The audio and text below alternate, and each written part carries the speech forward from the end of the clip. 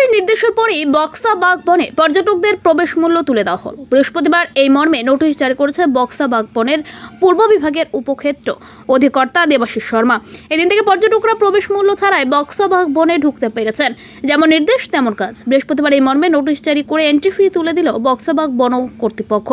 পাশাপাশি জলদাপাড়াতে ফ্রি এন্ট্রির নির্দেশ বন দপ্তরের। জানা গিয়েছে বক্সা বাগ বনে ঢুকতে গেলে পর্যটকদের কাছ থেকে প্রতিদিনের জন্য মাথাপিছু 150 টাকা প্রবেশ মূল্য নেওয়া হতো। এছাড়া গাড়ির জন্য প্রতি গাড়ির জন্য 480 টাকা ধার্য ধার্য করত বক্সা বাগ বন কর্তৃপক্ষ। এদিন খুশি পর্যটকরা। গতকাল থেকে গেট খুলেছে, লোকজন মোটামুটি যাচ্ছে, কম বেশ লোকজন যাচ্ছে। গতকালও প্রচুর লোকজন যাওয়া আসা করছিল, আজকেও সকাল থেকে মোটামুটি লোকজন যাচ্ছে। কত টাকা ফিস? এখন আপাতত টিকিট নিচ্ছে না, যেটা দেখা যাচ্ছে আর কি। টিকিট লাগছে না, সবাই যাচ্ছে। বাইকও গতকাল গেছিল, গাড়িও গেছিল, আজও যাচ্ছে। কতটা অসুবিধা?